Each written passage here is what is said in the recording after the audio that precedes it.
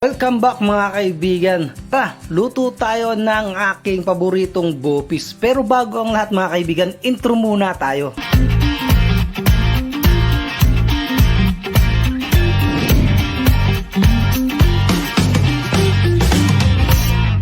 Mantika na may aswete mga kaibigan. Okay lang po ba yung aking video o intro? At ito, bawang at sibuyas. Tapos at itong bopis pinakuluan ko ng 45 minutes. At syempre may umorder din ng aking paboritong pork inalamangan. Napakasarap talaga nito. Isa din sa aking paboritong ulam at pwede rin pampulutan kaibigan. At balik tayo dito sa ating ginisang bawang at sibuyas.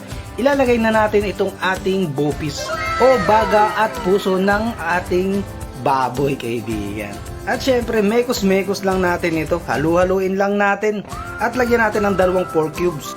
At naglagay din ako kaibigan ng paminta. At syempre, itong ating sayote at carrots. Pwede rin tayong gumamit dito ng patatas at carrots kung hindi available ang sayote, mga kaibigan. At shoutout nga po pala sa mga nanonood at sa aking mga followers. Hintayin lang natin ang 15 minutes. A few moments later. After nan mga kaibigan, wow, English. Tomato sauce naman tayo at maglalagay rin tayo ng konting ketchup. At pagkatapos, halu-haluin lang natin nang sila ay magsama ng tuluyan.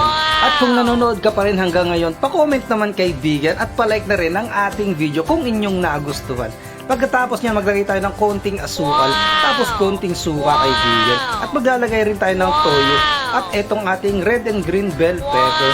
Ayan. Tapos kaibigan, maglalagay tayo ng siling haba. Ayan. Para medyo may anghang yung ating bopis, di ba? Sarap niyan, kaibigan. At eto na ang ating bopis na napakasarap ni kaibigan. Tara, yun lamang mga kaibigan. Paki-comment naman kung taga saan ka para mabati kita. Hanggang sa muli, kakain na!